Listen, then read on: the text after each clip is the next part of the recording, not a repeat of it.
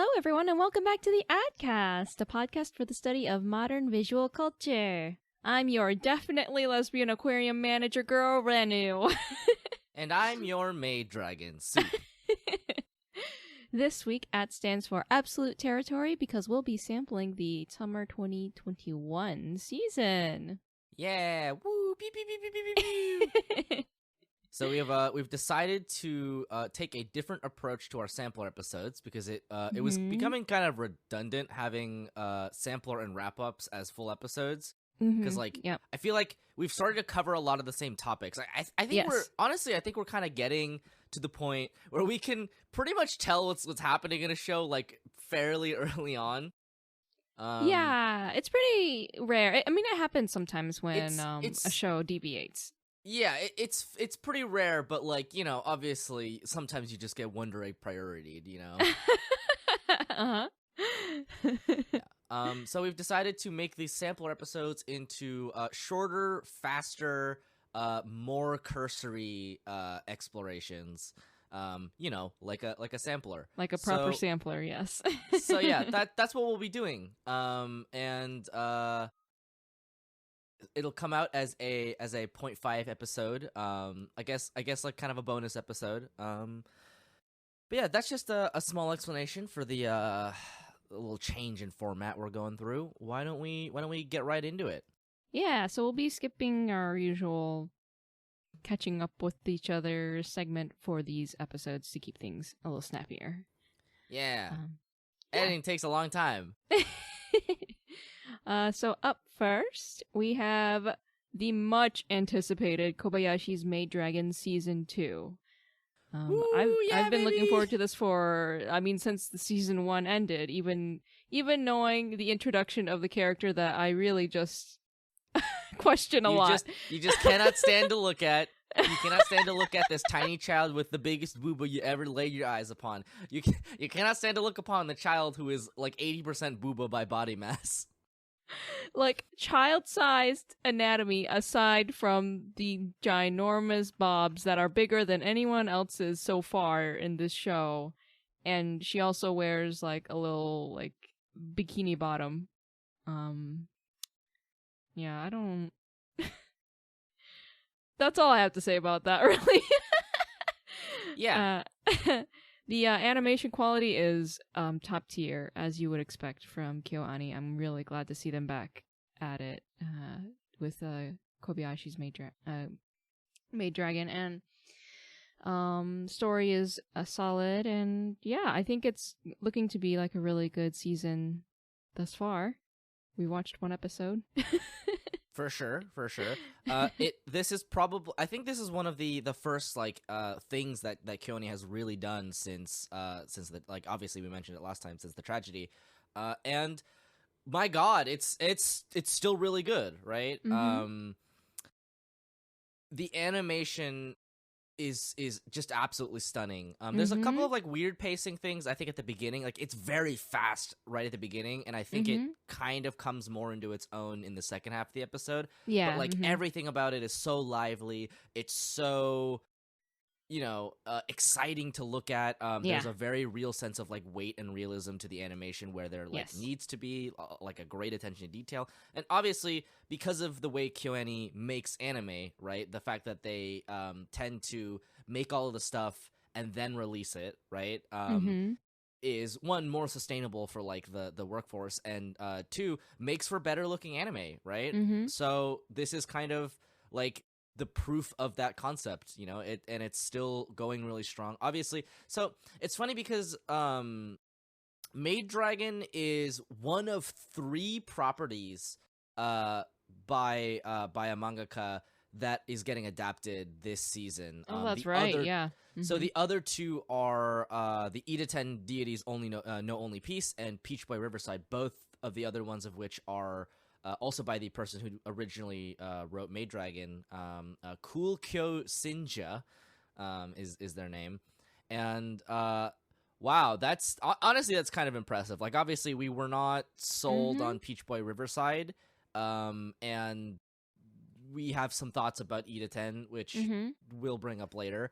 But yeah, that's honestly really impressive. Oh yeah, absolutely. I don't think I've ever seen 3 of someone's properties be adapted at the same time in one season of anime. Also, it's really weird because like an aside about Peach Boy Riverside, right? Because we're not going to be covering it. We didn't watch it. The art style looks so different than Maid Dragon and Idaten. They like Maid Dragon and Idaten, especially if you read the original Maid Dragon manga, look like Cool Kyoshin's like signature kind of style, which is like very like in sort of a certain sense of putting it. It's very like lowly-esque, right? It's kind of like more chibi, kind of like the Lucky Star like kind of feel, I guess.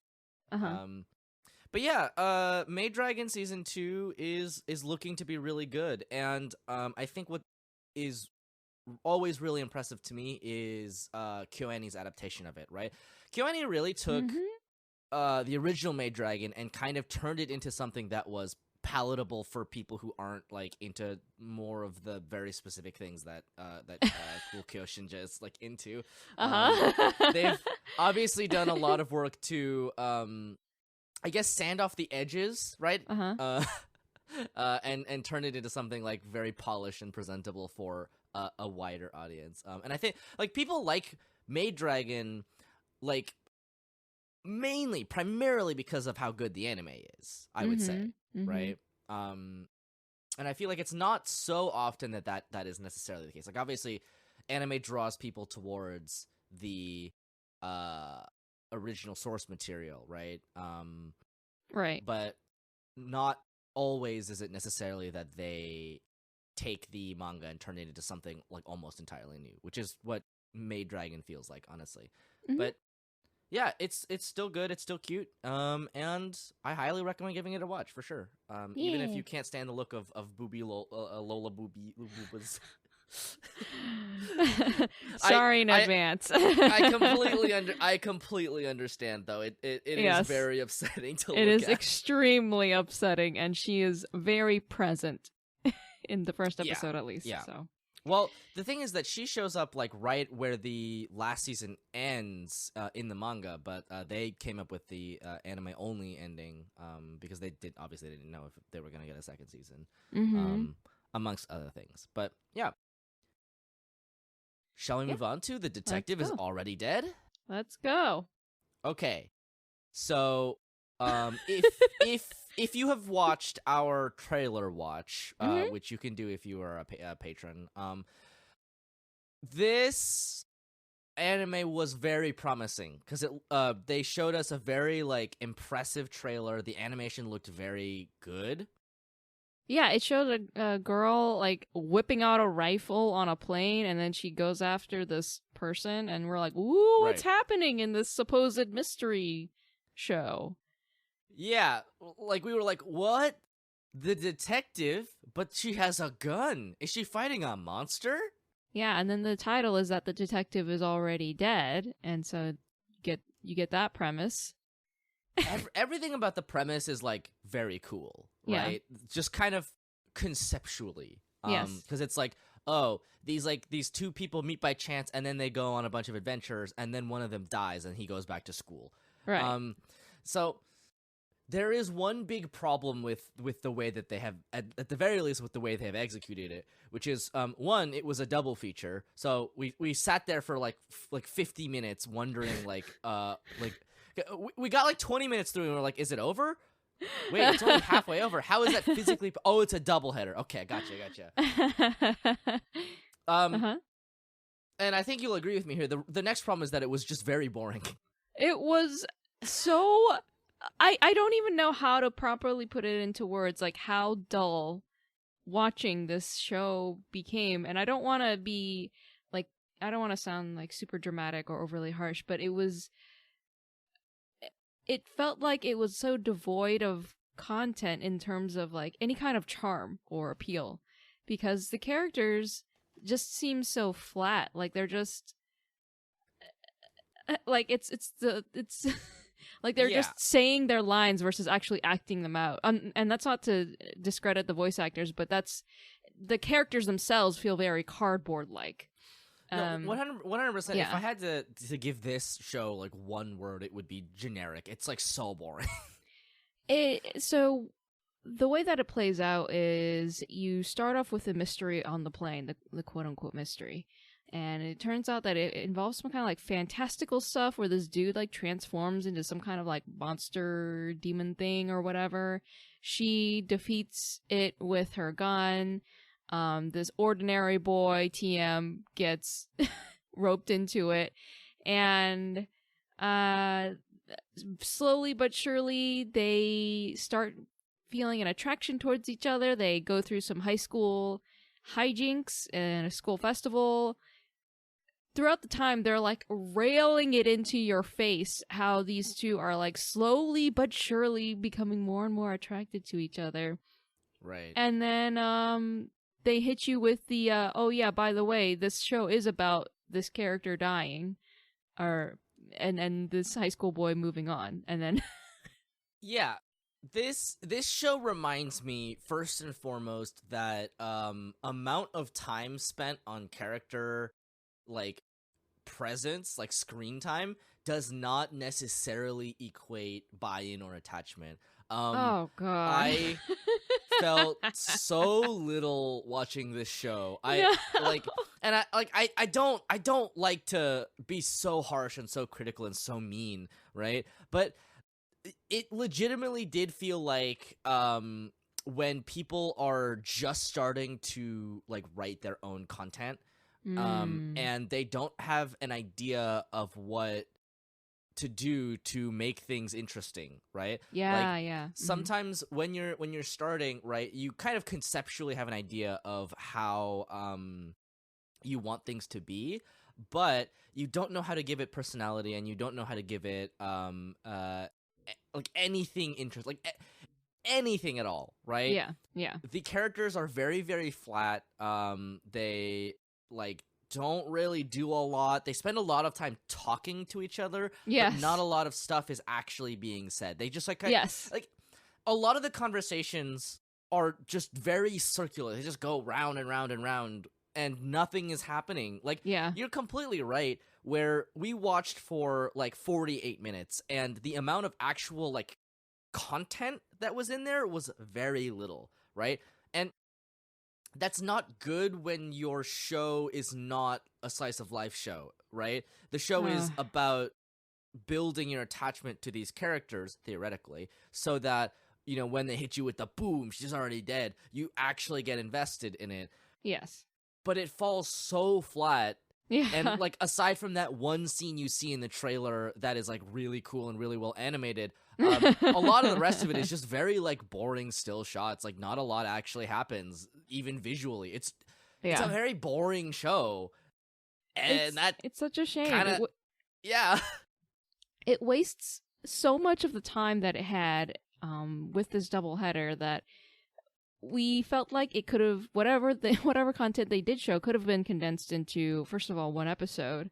And second of all, I felt a lot more investment, and I brought this up while we were watching, to Bunny Girl Senpai, which did it in one episode in terms of building up your investment and establishing the romantic attraction between the characters. Right. So much more effectively than this show.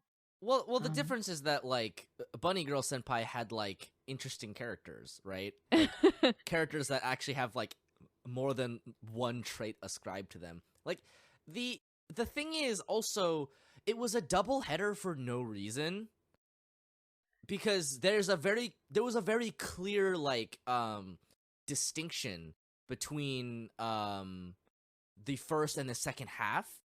Like it was an episode break, but they just decided to kind of slap it together as a doubleheader for no reason, right? Yeah. Like, because there's another show that did a doubleheader that I don't quite remember, but the one that always comes to mind when I think about doubleheader openers is Rakugo. So Rakugo starts with a doubleheader because it's really setting up, and they like really like drill into the like Rakugo kind of like, you know, premise of it, and it works really well because like a Rakugo performance is one very like straight shot, like all in one performance, and as a result, like that whole thing like actually works. It works as one solid piece of media, whereas this just feels like 2 anime episodes glued together with the ending chopped off. Yeah, it's very strange. And I think the reason that they did it is because they didn't feel like they could get to the title drop, I guess.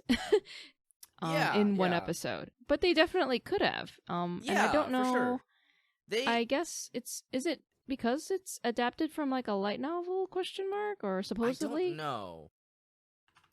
Maybe that's why they didn't quite know how to adapt it and like trim the fat, I guess. Yes, it is based off of a light novel series. Yeah. So that must be what it is. Because the thing is, they showed us like essentially 2 cases, right? The one where they meet, and then another one kind of later on down the line, and all the while they're like trying to. And it's okay. This is like terrible, right? But it's like it's so awkward watching it happen, where it's like It's been a while since I've seen such a forced romance. Where like they have all of the flags going up. They're like, we're dressed as a bride and a groom. Oh my. How much God, is that, right? You're right. but it's clear that the characters have no attraction to each other whatsoever. Like there's no chemistry, but the plot is like, but what if? Yeah. Like at least okay. Here's the thing. At least in the early 2000s, when all the sort of harem shows were going on, the very like slightest premise is just like, okay, like he's a nice enough man, you know, he's a nice enough guy. He'll do things for you because he values you and cherishes you. Maybe he's even a woman respecter, but that's pretty rare back in the day. And then you have a girl with their hang-ups and whatever. And that's supposed to be the kind of puzzle piece, like fitting together, right? The lock and key. Mm-hmm. But this has like none of that. It's like watching like 2 locks like smack into each other over and over again. You're like, what's happening here? So if you want like a mystery show that has at least actual mysteries in it and has like some chemistry between the leads, I would recommend Gosick versus this show. Gosick isn't like the best show. It's not it like has some weird drama in it, but like sure. The characters at least have a little more charm and personality, and there's dynamics in their relationship versus this, which felt so there's okay. Also, like, I mean, not to just like beat the shit out of the show when it's already down, right? But I mean, we're not gonna be watching more of this, so I feel more at liberty to talk about it, right? It is very clear that the writers do not know how to write a smart character. Because it's very much, it feels a lot like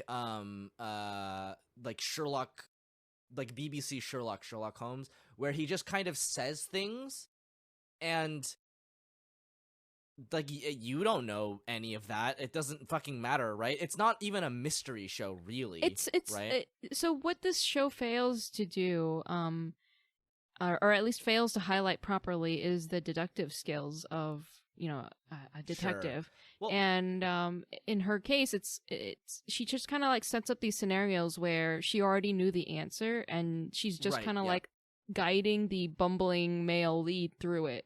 So she knew the whole time that the case that he had in his hand had her gun, and so she just set up the scenario where he would be able to present it to her, and she would be able to use it to defeat the bad guy or whatever. But there's not really...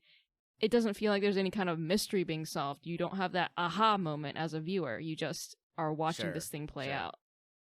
I don't remember if we talked about this during the Sherlock Holmes episode of our podcast, but I know that the H Bomber guy video that we brought up on that episode about BBC Sherlock does go into this about like what makes a mystery satisfying to solve for a viewer, right? And like this show wears mystery as an aesthetic. It does not actually engage with mystery as a genre. Correct. Right? And as a result, everything about it subsequently kind of feels very shallow, especially the writing of the main 2 characters. Because like in the first place, like, like he's supposed to be a Watson character. He's supposed to be kind of a nothing character. In the sense of like Watson was always kind of a nothing character, really, right? But also like Sherlock Holmes, that figure is supposed to be your main character then, and you can't have that character be nothing either. And it feels so much like that when you have a character that is just like omnipotent, basically. Like, oh, I knew about this before. Like, it's that like terrible anime trope of like two people who are smart trying to outsmart each other, but like the writers don't know how to write it, so it's just like, all along I could sense the wind currents in the room. I knew you were there the whole time, right? So yeah, it's like, no, I just, definitely, nothing it's about it frustrating. feels good. Yeah, I think in this case, usually the balance is like if you have two very plain characters, they're plain because you want the emphasis to be on something else, right? You want it to be like on the mystery, for example. Like I would say the original Sherlock Holmes stories were a lot like that, where they started off being wholly emphasizing the mystery, and you kind of like very gradually learned about the characters involved, like Watson and Sherlock. Yeah. But then in this case, they have such a huge emphasis on the romance and the dynamic between the characters, and the mysteries in the background. Which again, that's fine, but that means that you have to be able to execute the relationship really well. Yeah. So. Yeah. Like, and don't get me wrong, I think there are ways to do it in much less time. Yes. Right? Obviously, yes. like, we brought up Bunny Girl Senpai. Bunny Girl Senpai does, like, a great job of this. Yes. Like, it is kind of a mystery show, in the sense of, like a kind of magical realism kind of mystery. And there's two main characters who, like, blossom into a relationship, like, very quickly. And it works a lot better because those characters are written in a way where they have like personalities, right? It doesn't just feel like the plot is forcing them to be romance. Right? Yes. And yeah, I don't know. This show is just like very unfortunate. And like, don't get me wrong, like it feels like a show that could have been better, right? But it also feels like a first attempt at something. And obviously, like, we should, applaud that, right? It's a fairly new studio from what we can tell. Yes. And that one scene in the sort of like first half of the episode was pretty baller. It was like, good. Honestly, if they made more of that and less of all of this like characters talking to each other with nothing happening, like I would be more willing to watch more of it. But they didn't decide to. Like, I don't think they could choose what to. They didn't make a choice about what to make this show. Yeah. So, and I don't know, obviously, like, we're talking about the anime, like, we don't know what the source material is like, but, like, I just, this is what's in front of us, so this is what we're going to make a judgment about. This show, like, I have to say, give it a pass.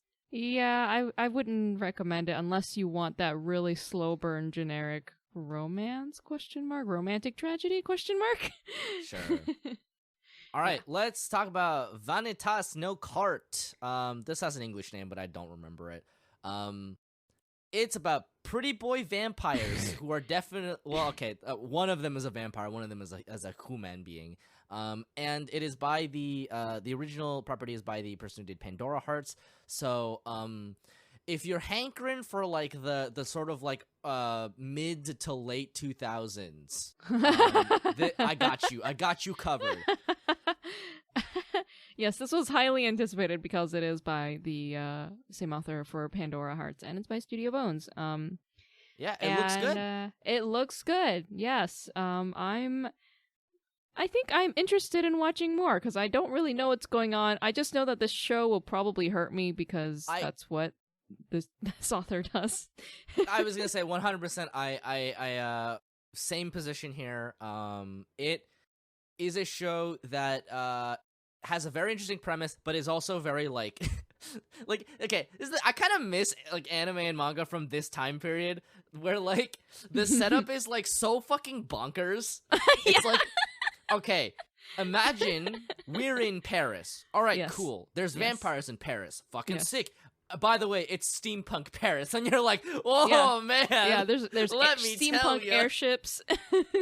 Like, and it almost comes out of nowhere, where you're like, if you're not expecting it, you're like, "Wait, what is happening?" It just kind of zooms out, and you see that they're on a fancy airship, and then my dude is excited to see if they're over Paris yet. But like, I'm not gonna lie, I kind of adore that. I feel like shows like media used to be like a little bit weirder when like everything was like edgy, like a little bit edgy, a little bit emo. Obviously when like people in anime were primarily doing like raves and shit, right? Like this is absolutely like a relic from that era, and it's like I know not everybody grew up with anime in that era, right? But like to me that's like that is what anime and manga used to be. Yeah, right? I don't hate it like, because it's entertaining. Right, it was like being on like DeviantArt and having your profile picture be the picture of that like goth anime girl who is like blonde and has like the striped like stockings or whatever, right? The devil girl or whatever. The fallen angel. If you know, you know. That's all I'm gonna say. But like, it does kind of harken back to that time, probably because it was written during that time, or because the author is just very particular. But I don't know when this came out. But 100%, I am on board to watch more of this. It's absolutely bonkers. It's so weird, and like it has that like 2000s 2010s like kind of very queer baity vibe where like those characters are definitely gay for each other, but they're probably never gonna move it past subtext, and like obviously that's not ideal, but like also you know, it's something a little nostalgic about it at this point, I gotta say. It is. And I guess spoilers for like the end of the first episode, but the first episode ends with one character being like, I kill this other character by the end of Yeah, oh my god, it's totally like the detective's already dead, but way more interesting. Like right at the gate, everything about it is way cooler. You know what? Do you know what I miss? I really miss like earlier Tite Kubo stuff, because it was always like this kind of like weird bonkers shit, right? And I think the mangaka of Pandora Hearts is a woman, right? I feel like I remember that being the case. yes. I cannot confirm nor deny. Yes, she is a woman. Okay, cool. But like I've always felt like women mangaka from that era of specifically of manga always had these like really wild out there like super elaborate like very often steampunk settings, and I'm just so into it, you know. That was absolutely my jam, you know what I mean? Apparently the manga first started in 2015. Oh, all right. Mm-hmm. So like about there, right? I feel like the world kind of like took a very different turn around like 2015. Actually, now that I really think about it, I mean that's apparently when she finished Pandora Hearts was earlier in 2015. Right. So I've heard some things about the end of Pandora Hearts. All right. I'll just say that this author creates interesting works. That's yeah, for sure. All right. Let's talk about Remake Our Life, which holy fuck. Oh my I don't even okay. So, if you are in the same stage of life as we are, maybe give this anime a pass. I don't care what stage of life you are in, past this fucking anime. I mean, okay, so this one was like a double header, right? So we didn't actually give it a fair shake, I don't think. Oh, you're right. But I forgot this one was a double header. Because we didn't watch the second half. We got through the first half because we couldn't take it anymore. We couldn't watch the second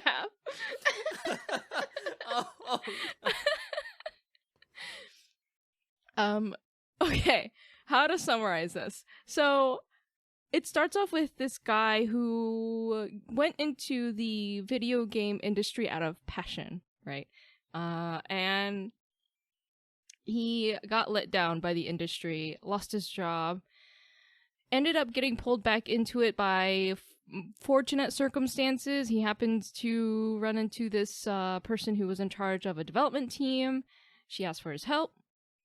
He volunteered his skills. They start working together. Things are going great. He gets let down by the industry again when the team gets dissolved. And he thinks back to when he was in school and he had the opportunity to go to art school instead of taking the safe choice and going to like a general college. And he thinks about what would have happened if he had went to art school and pursued his passion instead. How he would have been able to work with this group called the Platinum Generation, where they're like this elite group of artists, known to him nowadays as like extremely popular, successful creatives. And then he gets isekai'd back to when he was at that pivotal moment in his life, making this decision, and he gets to go to art school. Yep. Okay. So let's get into the breakdown, I guess. Okay, so here's the thing about this show.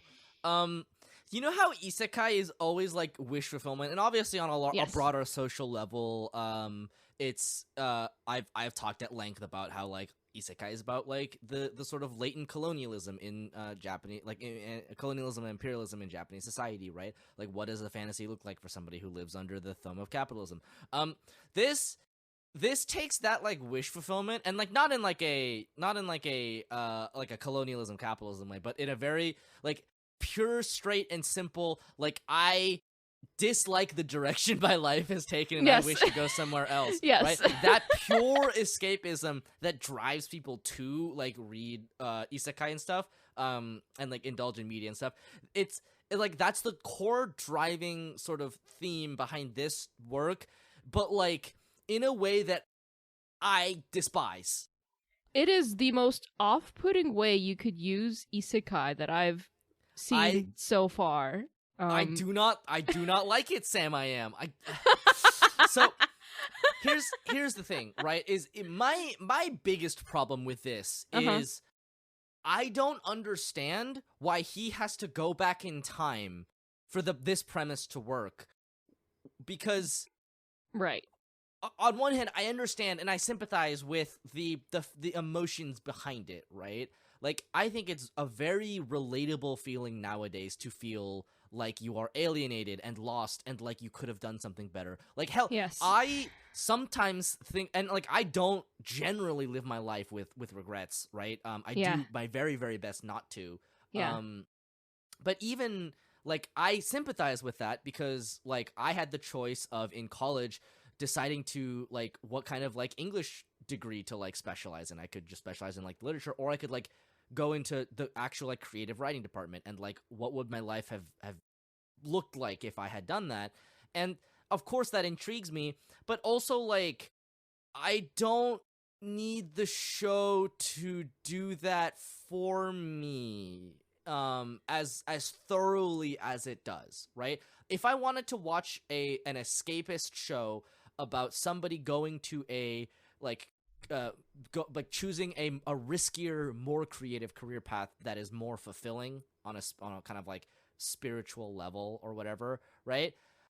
There are shows and manga and series out there that can do that for me, that don't need this kind of like justification of like, well, he's downtrodden on his luck and stuff. Like, we spend 24 minutes with this guy in his, like, trying to turn his, like, shitty life around. And by the way, the art style is, like, time we spend. the art style is, like, terrible because, like, and I say terrible, it's very generic, but, like, all of the anime characters are, like, okay. Oh, it's that's a very right. it's a very generic art style. So all the characters look like they're teenagers, but the only way they can differentiate them is by putting them in different clothes and sometimes adding facial hair. They can't. They don't know how to draw different ages of anime characters, so the main look character the same looks age. no appreciably different at 17 than at like 27, and the only reason you know is because he has like a little bit of scruff at the bottom of his face, and like his sister comes in at some point, and there is no difference for her except for what clothes she's wearing. She looks the same. She looks literally the same. Like, she looks like a middle schooler when she's like a 20-year-old adult in a business suit. And I like don't. Okay, whatever. rant about that aside, like yeah, that's a minor point in the whole scheme of it. In this, right? It's like I don't want to be mean, but it's so pathetic. It feels pathetic to me. And it feels pathetic because it's pure escapism, but in a way that's like so cowardly. Do you know what I mean? Yeah, like, it feels so bitter and cowardly. Right. It's like it's literally just like I'm gonna make a manga about what it would have been like if I had done my life better and I had known all my things, right? Like people, like this is a kind of wish that a lot of people have to restart their life and to be able to do it over again, knowing what they know then. But also, like, I don't think that's actually that interesting, to be honest. Like, No. I think what's interesting about isekai is it is starting over but somewhere else, right? Mm-hmm. It's like reinventing your life in a different place, right? I think there could be like a comparison and contrast between this and like Tokyo Revengers. Where Tokyo Revengers does it in a way that feels compelling and you don't feel super bitter about it. Partially because like a part of the motivation for him was because something happens to this girl that he had liked back then, and now she's not there in the present time. Right. And so he wants to figure out like how he can prevent that from happening, and that's a very different motivation than this, which is purely selfish question. I don't know. It's like it is purely selfish, but also there's like a level of it where it's like because they spend so much time on the like period of his life that sucks and is like he's like 27, he just got laid off from his like big project. He's like tried to be in the games industry for like 9 years or whatever ever since he's like graduated or whatever, right? Yeah. Like, the problem I have is it is like explicitly just like and I don't want to be too mean about this, obviously, because like I get it, right? Mm-hmm.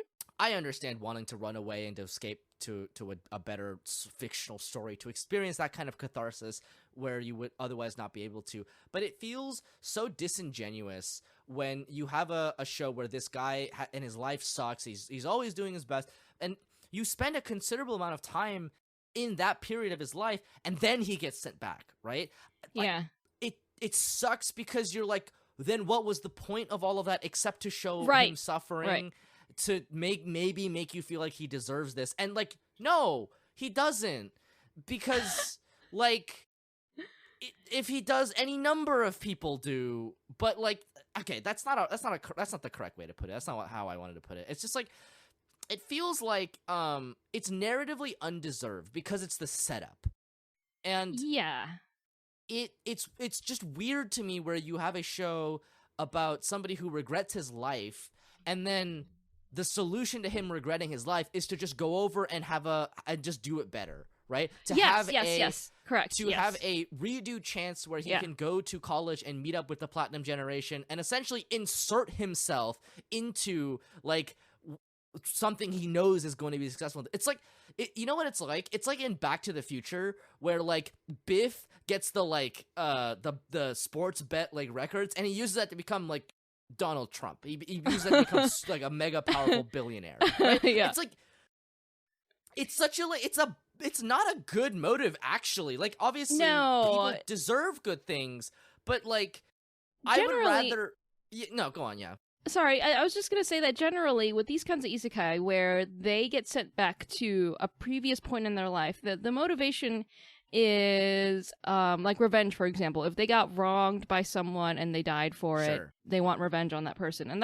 then becomes a revenge story. Or it's because they royally screwed up, they did a lot of terrible things to the people in their lives. They go back to like be a better person and have like a cascade effect on what happened in the story.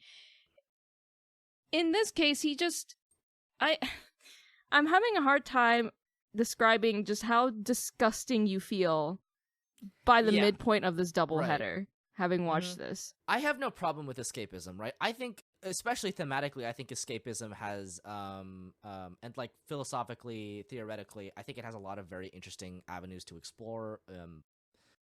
But Also, I don't want a show that is like, I'm a 27-year-old like deadbeat. My life sucks. Oh, I get a redo. And the only thing I'm gonna do is make my own life better. And it's like, and like, I would rather the theme and the motive be to be able to move forward. Okay, that's what I was gonna say. Yes. Yeah. So for me, the much more compelling show, given the setup, given the 24 minutes or however long we had setting up this guy's circumstances, is that he somehow manages to pick his life back together and move forward. Maybe he decides to work with someone else, like make a really small team. They make a little studio. They start expanding. You know, it's about like him working creatively, moving forward.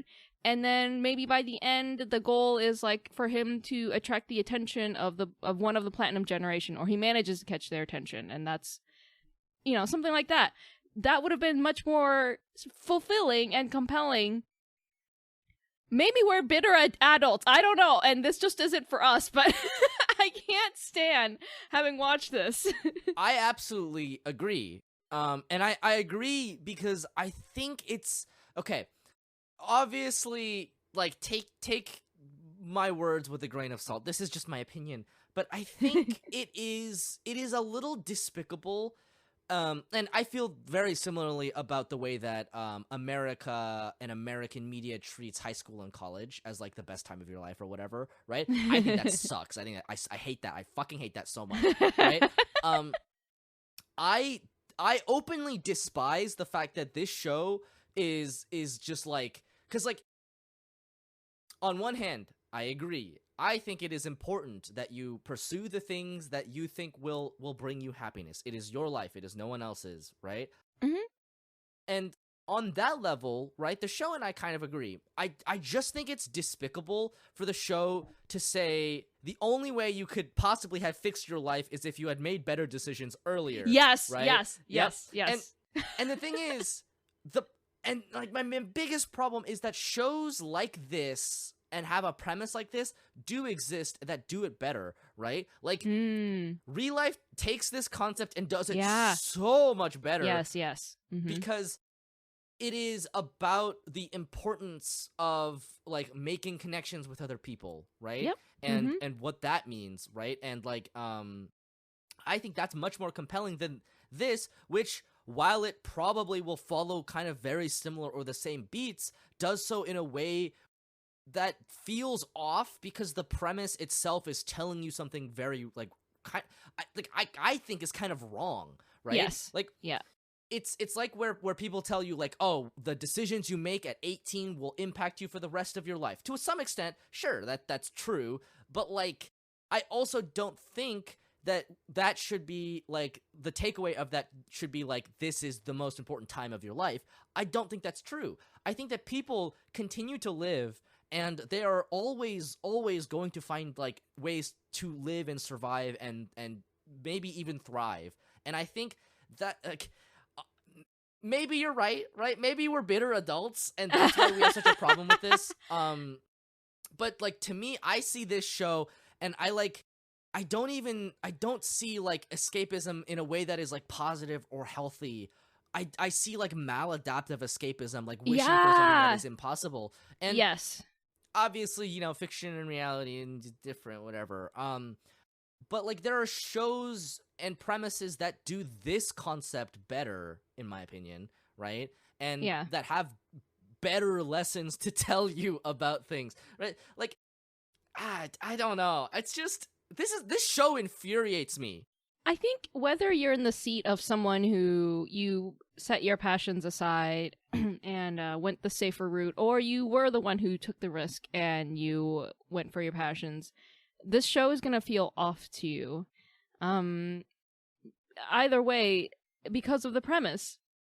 Yeah, and I mean, this show's just going to make you more depressed. Like, if you're the kind of person who this applies to, like, this show is not going to make you feel better, I don't think. No, I think there's something especially like just like the icing on top is the fact that it is like the story has been animated by creatives, people who have pursued their passions, or maybe they dropped their office career for their passion or whatever. Like, it's just, I don't know how the people felt while working on this, but to me it wouldn't have felt good. The job's the job, right? Like, I know, but just knowing the story, I don't know. Yeah, no, I completely get what you mean. It feels like an incel revenge story about written by a guy who like resents the fact that he couldn't go to like creative school or whatever, right? Sure. It's like obviously I don't want to ascribe anything to the author or anything. Like, no. It's just it feels like so it feels so bad because it's like, you're right that a show that is him in the present day, like just, working and deciding to do that and like maybe catching the attention of the golden or the platinum generation or whatever would have been a more compelling show. And I 100% agree. I think that a show about somebody down on their luck who but essentially puts in the work, right, and becomes able to stand on the level of other people, as I think an inspiring story, right? I think that's the kind of story, to be fair, it's the kind of story we have like a lot of, right? But it's just, it might be because it spends so much time on the I first think half, so. I think right? if the end result of this show is that this author wanted to create a romantic like slice of life show about kids in art school, then they should have, I feel like, went with a different premise. Sure. Okay. If this premise infuriates you because you think it could have been good, I highly recommend that instead of watching this, you go out there and you read Blue Period right now. Oh yes. Like, because it has all of the same concepts of like somebody who has up till now not necessarily been a creative, attempting to enter the world of creatives and like stumbling in a way that feels both like heavy and realistic and applicable to normal people. Blue Period absolutely knocks it out of the fucking park. Just chapter after chapter, they're just batting home runs, 100. Holy shit, Blue Period is good. Like, Again, I don't like to be mean. I don't give a shit about this show when Blue Period exists. Do you know what I mean? Yeah. I would tend to agree. I don't want to ever revisit this show. I know that we didn't watch the full doubleheader, but I really just do not want to watch the rest of it. It made me so upset. I'm not watching any more of this. I refuse. Yeah. I'm okay with not having given it a full shake or whatever for the first long doublehead episode. Let us talk about Hamefura Season 2, something much less infuriating. Bit of a palate cleanser. Oh, holy shit. Honestly. Speaking of isekai, speaking of wish fulfillment and escapism, this show is great. I love this show. I could turn my brain off and watch like a female himbo just kind of fumble through like a giant harem, an increasingly large harem, and it keeps getting bigger. An increasingly large bisexual harem. Absolutely, sign me the fuck up every single day of the week. It continues to be a joy to watch.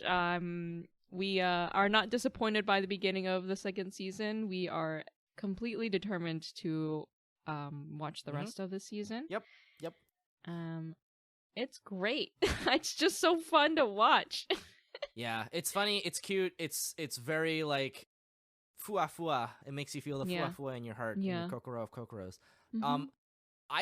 We're actually in uncharted territory. I don't know where the show goes from here because I have not read that in the manga, or that part of the manga did not exist when I was reading it. So I'll be interested to see where the like quote unquote plot goes, because the main plot's kind of over, and then the like post plot is also kind of over.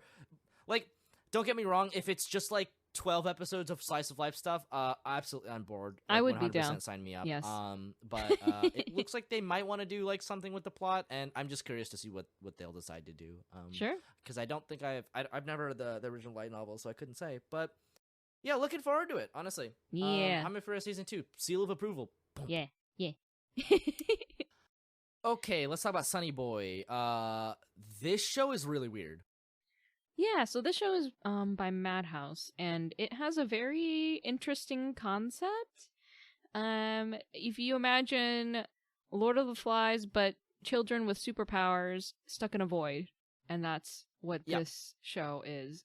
So it's essentially, it starts with these high school students who find themselves in their school, but everything else outside of the school has vanished into a black void. And for some reason, some of the students have developed superpowers. And so, naturally, tensions arise. Yeah. Yeah, so, it dips in and out of the, like, philosophical, quanderings of the students. A lot of it has to do with the, dramatic tension that, builds up between them as they spend more and more time in this void. And it also moves the plot along by showing them trying to figure out what the heck is going on. So there's a bit of a mystery element as well, and it's very compelling. I quite like it so far. I'm definitely interested because it is already kind of starting to play with some very interesting concepts. And obviously I am intrigued because one, the art style is very interesting to look at. It's it has an older school feel to it, but with like a very straightforward, like very like super flat color palette. And that is very interesting to me. It's everything about it aesthetically speaks to me. I'm just waiting to see what it is like story-wise and thematically. Yeah, I have no idea where the story is going, but I am very interested in seeing how it develops. Cool. Well, we won't talk about that too much because we will be continuing to watch it. Let's talk about Tsukimichi, or Tsukimichi Moonlit Fantasy, is I suppose is the English title. This show is based on a manga / light novel. I don't actually know. But it is based on an isekai, and this is one of my favorite isekais because, like, it doesn't really do the like capitalism recreation thing. It's a lot more about this guy just kind of wandering through the world, and like he does like a little bit of like kingdom building. There's a lot of the things that check isekai boxes, but in a way that doesn't feel as weird or as like colonialism-y. Obviously your mileage may vary, but I like Tsukimichi a lot. I think later it becomes more interesting. Like at least when I was reading the manga, I was actually pretty invested by the sort of later chapters, especially because the way that it plays with the world is pretty interesting. I like the premise of isekai, but like isekai, he's really strong, but also like he's not like I'm a hero with a central destiny, right? But also he's not like I'm gonna create a merchant empire, right? Even though there is a little bit of that happening, but like it's like it ticks a lot of the same boxes to me that that the slime one does, and obviously that's kind of the gold standard like empire building isekai. Still pretty entertaining to watch, to be honest. Those are my thoughts on Tsukimichi. We did watch the first episode together. I guess like how did you feel about it, Renu? For me, I liked it because I felt like the jokes landed. Yeah, it's funny. Yeah, it's funny, and so that made me interested in watching more just because it tickled my sense of humor and I wanted to see more of that. So yeah, sure thing. We will probably be watching more of this. Let us talk about the Aquatope on White Sand. Oh boy. This show, we said in the trailer watch, was probably going to be a fairly like mature drama, not in the sense of like, you know, blood and murder and sex and stuff, but like just in the sense of like what topics it covers and how it covers them. And I think we were pretty much on the money. Yes. Right? Yep. It is about an idol who decides to quit being an idol and is feeling very lost in her life. Yep. And then decides on a kind of a whim to go to I think she goes to Okinawa. Yes. Is I think where it is, and there she has a chance encounter with some with her future wife. Yes. I will accept no other interpretation. Nope. The show is super gay. This show I really liked. It's very, very, very, very pretty. Like the backgrounds it's gorgeous. are beautiful. Yes. The character designs are very grounded and they're not like super out there. They're interesting. Like, don't get me wrong, they're not boring. They're just very like not out there. They look like real people might, right?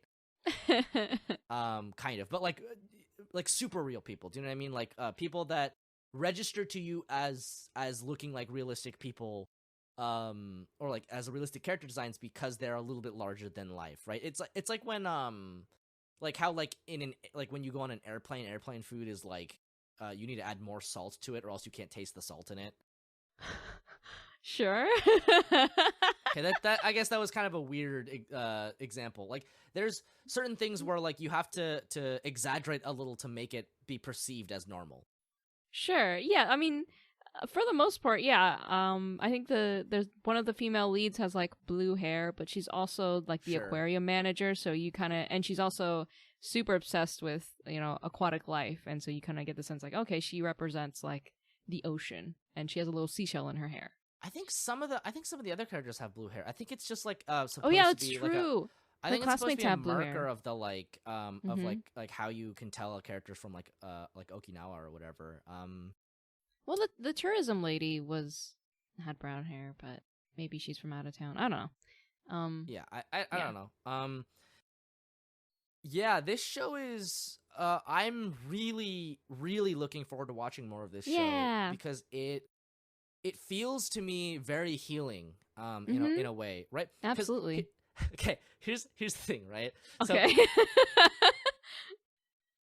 So, everything we just complained about with Remake Our Life? Yes. I feel like all of those things, just like all of those complaints melt away when we watch Aquatope on White Sand. Yeah. Because it's about somebody who doesn't know where to go, like doesn't know what they're worth because for so long they've been working so hard on this thing and nobody's ever noticed them. And that premise is the same, but the way they decide to approach it is very different. Rather than go back in time and correct your life, it's just how do you move forward from there? And I think that's much more honestly to me, I think that's much more interesting. It is. And it's like, I don't know, there's something very calming about it. And like it's definitely on purpose. They're definitely achieving what they want to achieve. But like I am being healed actively by this show as I watch it. It's like it's not super like quickly paced. It's not like super tightly edited or anything. It's just very deliberate and it feels very purposeful and it doesn't meander where it doesn't need to. Yeah, it feels good to watch. It's beautiful to watch, and the pacing feels just right for the show. Yeah. And I like the characters so far, so I'm really interested in watching more. Yeah, if you want a slice of life show that is just a little bit more kind of reined in and close to reality, and a little bit, it has a little bit of like a little bit more emotional stake to it, I absolutely recommend Aquatope on White Sand. This show, very much looking forward to it. Stamp of approval for sure. All right, Renu, tell me about Remain. Okay, Remain actually started off more interesting than I thought. So it is the water polo show. However, it starts off with the main character waking up from a coma. And you find out that he was in a car accident with his mom and his little sister. And as a result of the accident, he suffered a pretty severe head injury that left him comatose for over 200 days and also rendered him completely unable to remember the last 3 years of his life. Whoa. So he wakes up basically in the last year of middle school, and he can't remember anything about it. His mind is essentially that of when he was in 6th grade. Okay. So, yeah, and then his water polo team comes in and they're like, yo, we're so glad that you're like awake, dude. We weren't sure, you were ever gonna be okay. And they're like in tears, and he's like, oh my god, I don't know who you are. What is this? Essentially, he's like, what is this water polo you speak of? Oh my god. Because he didn't start playing until he was in middle school. And it turns out that they won the national championships while he was in middle school, and he's like a star player. Oh. And wow. so okay. Yeah, so the episode proceeds with him coming to terms with the fact that he used to be on this champion team with these really good, teammates, and he can't remember any of it. And he's panicking because he also has to get ready for high school, and he has been comatose this whole time. Oh, no. So he has to catch up on all of the education that he missed. And he, in 8 months' time, crams it all into his brain as much as he can, and ends up getting into, like, an okay high school. And he runs into people who very much wish that he would play water polo again, obviously, but he has no memory of it. He's reading the rule books, and he's like, I don't know anything about this. I'm looking at these photographs of me in this, with the trophy. I don't remember any of that. It feels weirdly weird. Everyone's wearing weird hats. And you get the title drop when he hears that his sister woke up in the middle of the night, and it turns out that she had a nightmare about the car accident. And so the parents go into her room and comfort her, and he realizes that his family has remained on the day of that accident. They never actually fully moved on. And so that whole time that he's been comatose, they've been stuck in that day. And so, he starts crying and stuff like that. And so, then the episode moves to him attending high school. He has an underclassman who really, really, really wants him to pick up water polo again so that they can play together again. And then at the end of the episode, he runs into this girl whom he saw in a swimming magazine along with his former teammates, whom he was attracted to because she was very pretty, and then she smooches him on the cheek, and that's how the episode ends. Wow. So I am actually interested in watching more. I guess it's gonna be about him reclaiming his life through water polo. Yeah, I will say this actually I think is a more interesting premise for a sports anime than most. Yeah, right. Most like of the time it's got a little flavor to it, It does have flavor, yeah. I will say that, we had comments about, Mappa's production before, and sure. For this show, despite how interesting the story is, the animation is very, like, sparse. Oof. Yeah. So I think that's really unfortunate, but the story is interesting enough that I kind of want to keep watching it.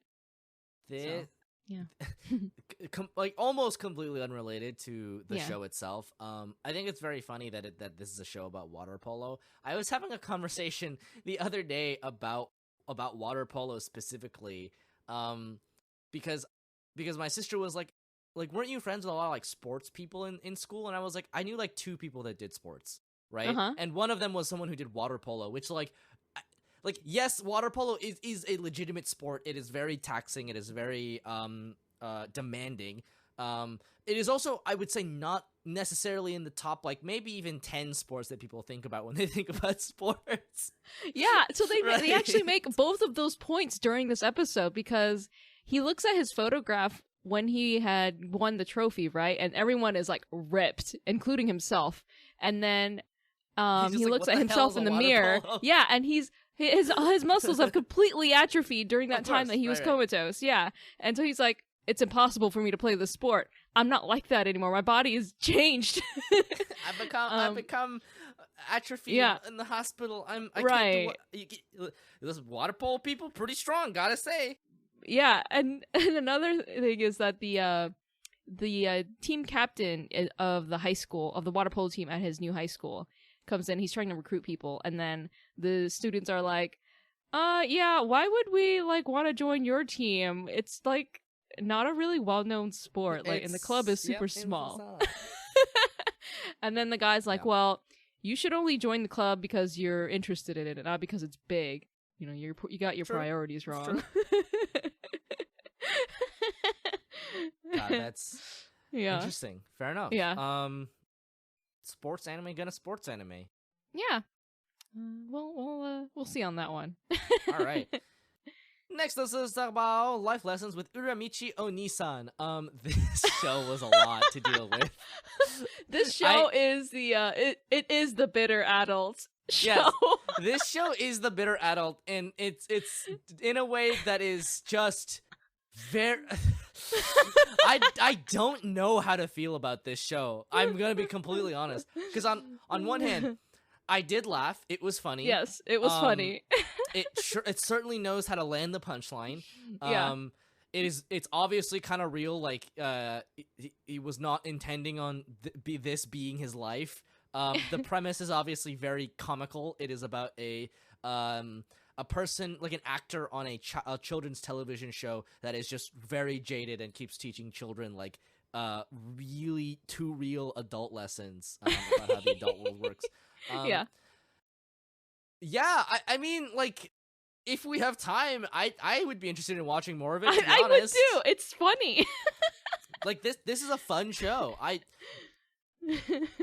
Like, okay, here's the thing about gag shows, right? Is if it's based around like a central gag, you have to be able to use it in a way that is funny. And they do. It is actually quite funny when a children is just like, is this because of all the day drinking you do? And obviously, and it's like, it's the kind of comedy where it's both funny, but it's also like, it's funny because you have the perspective of an adult who is like jaded and like kind of knows what it's like to interact with children, or like like Uramichi is like, interacting with you children is the only bright spot of my entire life. It's like, yo, God, that's real. Jeez, kids do not know about the darkness of human life, and that is a blessing. Yeah, this show is on it. I recommend it if you're interested in the premise. Like, it is what it says on the tin. Yes, 100%. 100%. Okay. Let's talk about probably the thing that we were, in a sense, the most disappointed by. The Idaten Deities know only peace. And like, I want to preface this by saying, like, the show is good. Asterisk. Huge asterisk. Big asterisk. So it is about monsters, like about demons that like almost destroyed the world, and then born from the ether were the Idaten, or the war deities, and they essentially were very powerful, and they put a stop to all of the demons, and did that by sealing them away, right?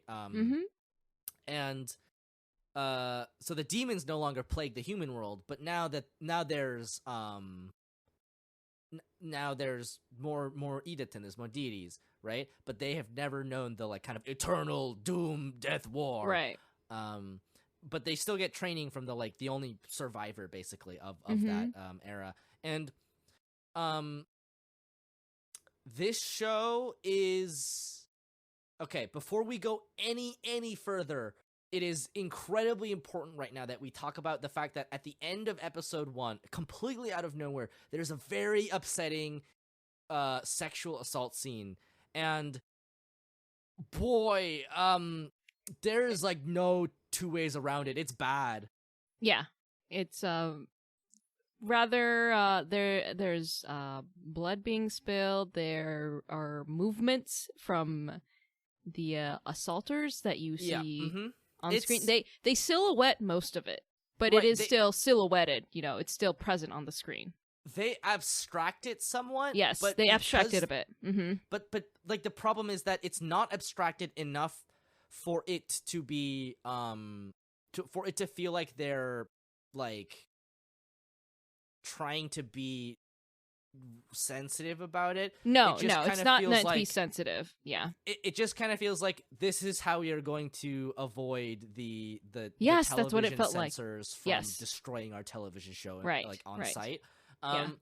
And the problem with that is, and this is a problem that I'm sure, knowing anime fans, I'm sure this is going to be the discourse of this season. Because we had this discourse when Goblin Slayer came out, when there's the line between when a sexual assault or any kind of sensitive material like that is used in a way that is sensitive, or is used in a way that is exploitative, and this feels much closer to being exploitative. To the point where I would say it's almost unequivocally exploitative, especially. And I actually went back and I read the sort of manga for this to have a frame of reference. It's actually worse in the manga. So oh boy, really? Oh my gosh! So it's bad. Wow. And obviously, if that is something that you personally are okay with or can overlook at the very least, I think this show will be pretty entertaining for you. Like, the voice cast is great, the animation is good. The animation is fantastic. Like, it has a gorgeous style. It is a gorgeous style. It's well animated, and it's not so straightforward. Like, they use a lot of off color palettes, like, JoJo's Bizarre Adventure, in very interesting ways. Yep. Visually, it's an incredibly interesting show to watch, because the art style is like quite simple, right? That's Kyokyo Sinja's kind of like style, but at the same time, it's like actually very, very interesting to watch visually. Yes. The sound is good. The voice actors are like all grade A voice actors. Like Megumi Ogata is in this. Romy Park is in this. Literally, this is like a grade A anime that is unfortunately hampered by the content within it, because like all of the sort of Idaten stuff is interesting and cool. Yeah. And then like but it feels like a superhero like kind of premise, like maybe a darker superhero premise, right? But then it completely pivots into this like nonsense. Like, okay, it feels like, and actually this is a very apt comparison to make to superhero comics, because people felt very similarly about The Killing Joke, where there's no reason that has to be such a exploitative, like sexual assaulty kind of plot point, when it functions just perfectly fine without that aspect of it, right? So like, obviously the idea is, and it's very clear to me, like the idea of that scene is, people, are they worth saving? ?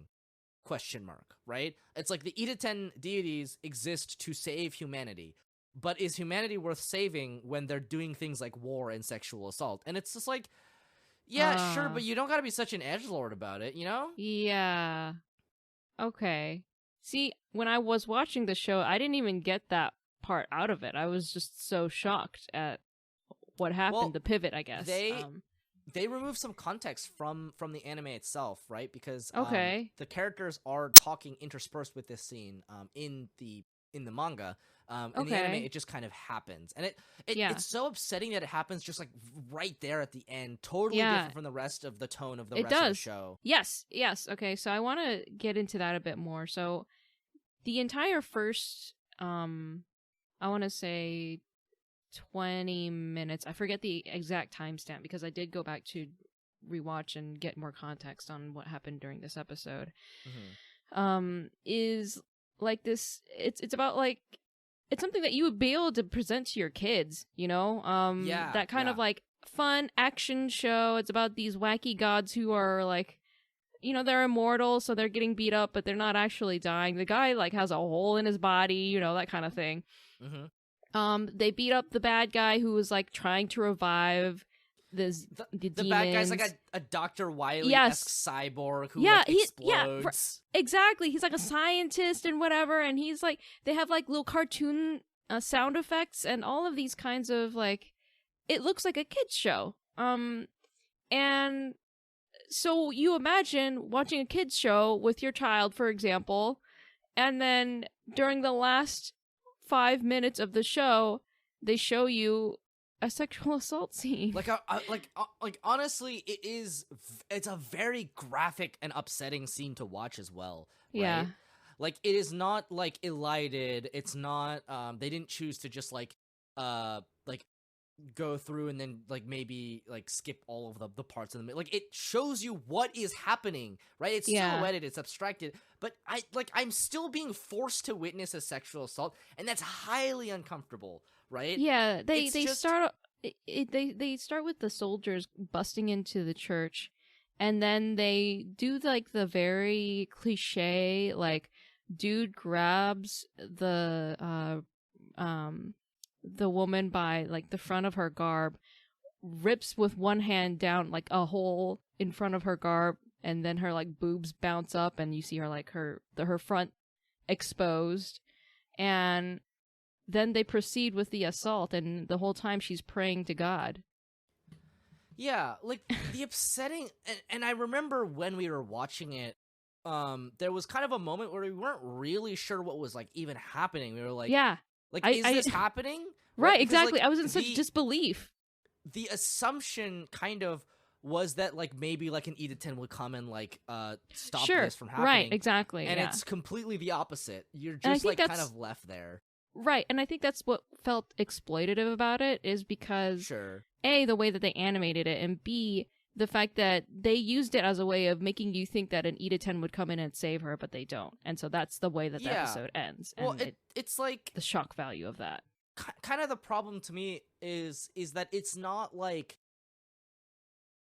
There are ways to depict things like sexual assault that don't make them quite so upsetting, or not upsetting, but in a way that doesn't like actively trigger people, you know?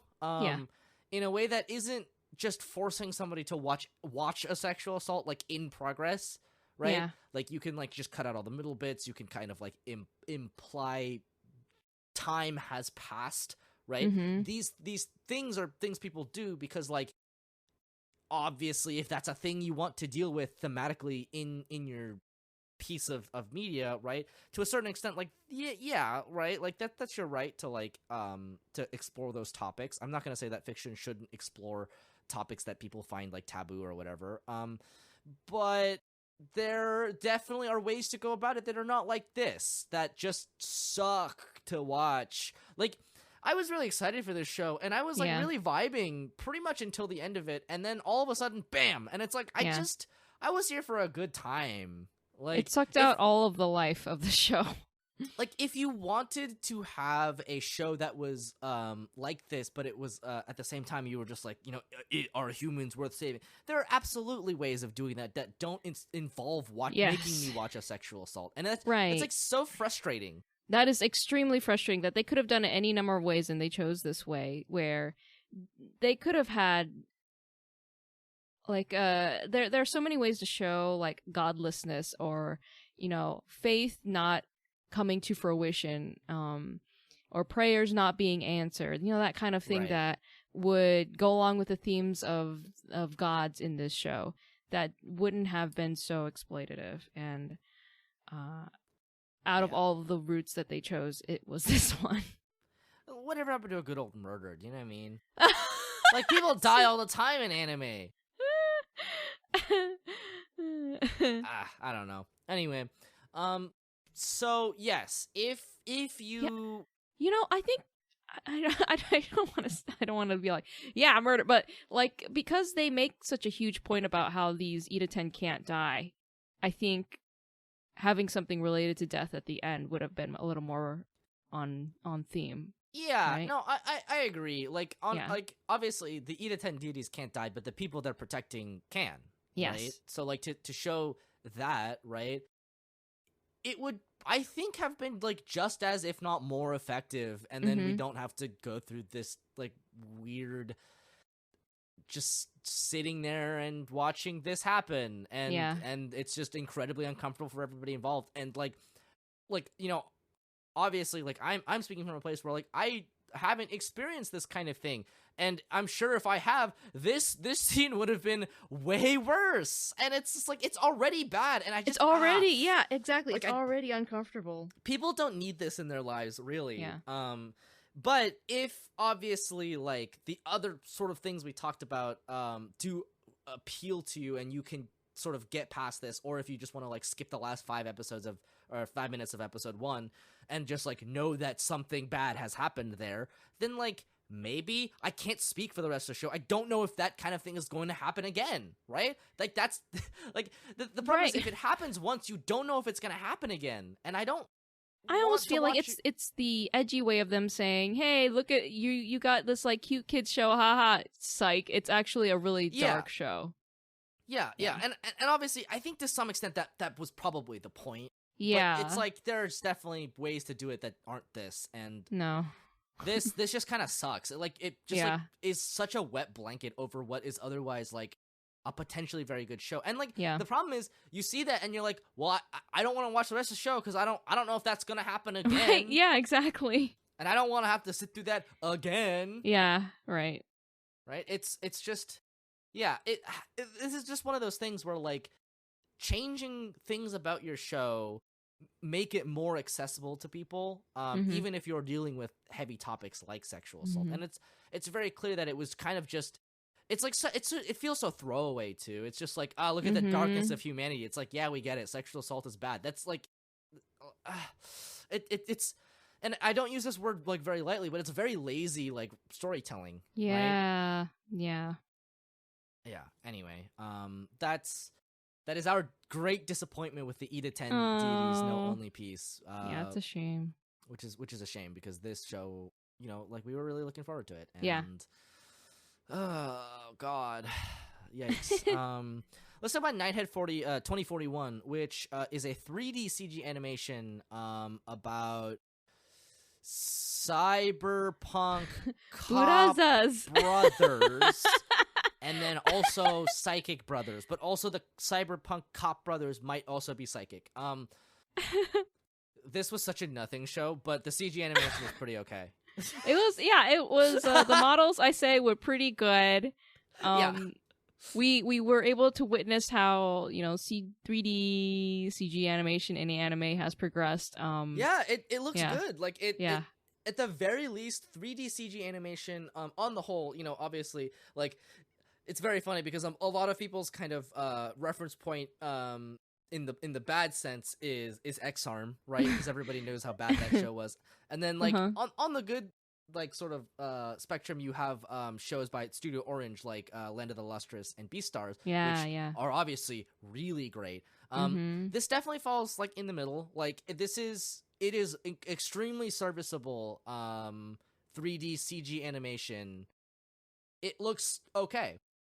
It looks no better or worse to me than like a generic action show that was drawn in 2D, right? And I think that signals to me that we're in a pretty good place with 3D CG anime. That we can have that. Obviously, the ideal is to have 3D CG anime that's doing stuff that the 2D probably like wouldn't be able to, or like do it in a way that is better than the 2D, like Land of the Lustrous. But having this kind of be like, honestly, I would say like a C tier show, right? Like a solid like 6 or 7 out of 10 show that is like CG animated, doesn't look too bad. Honestly, like I count that as a win.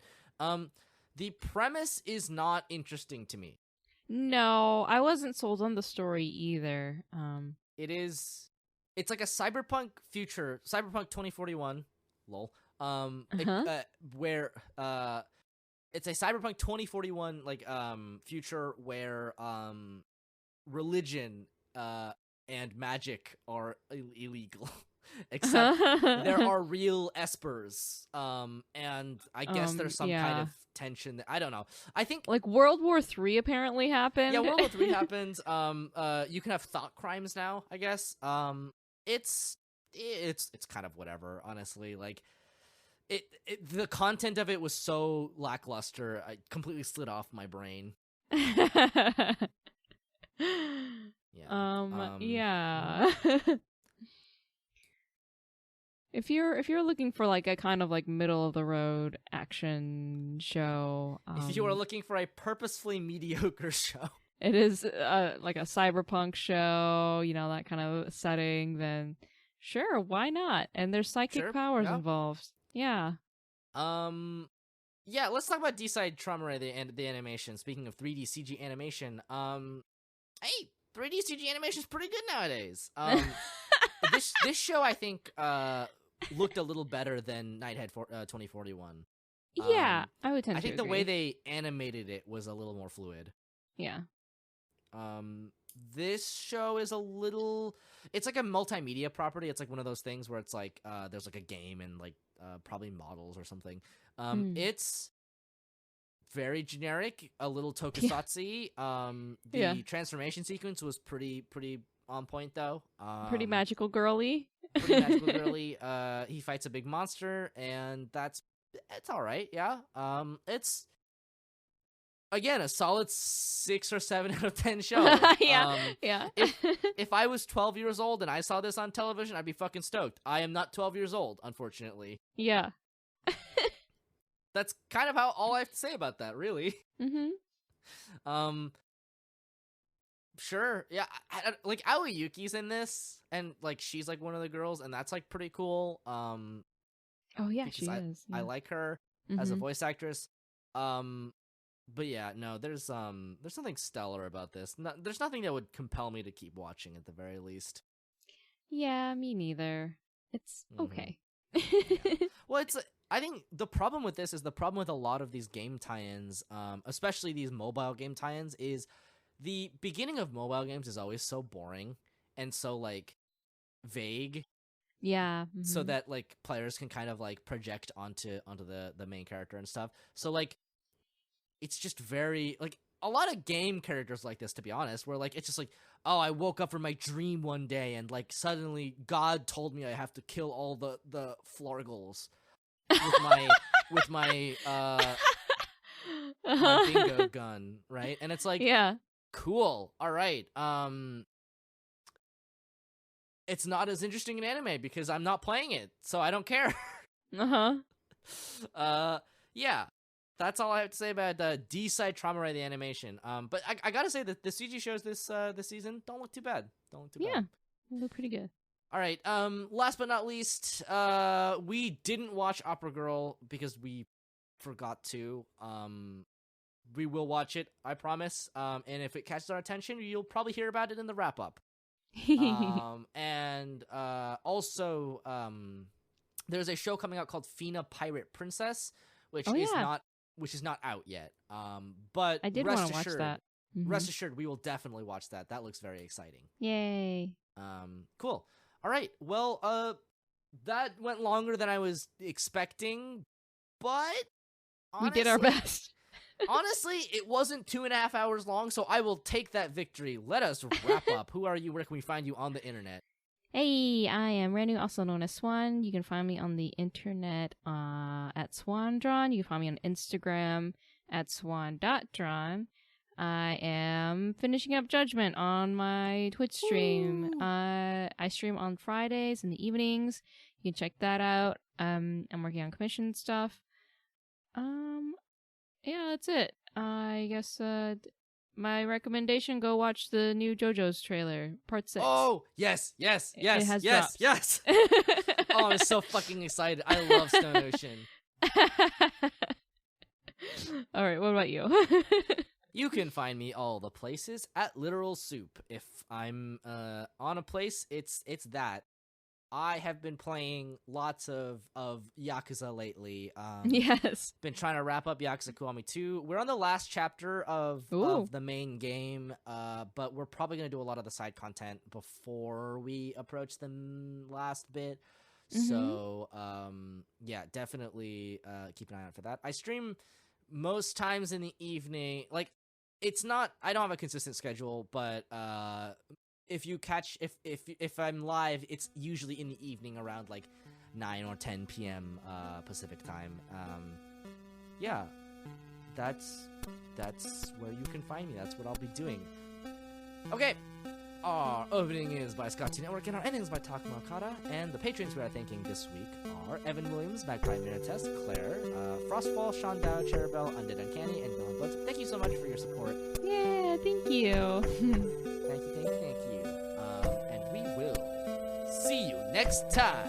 See you next time.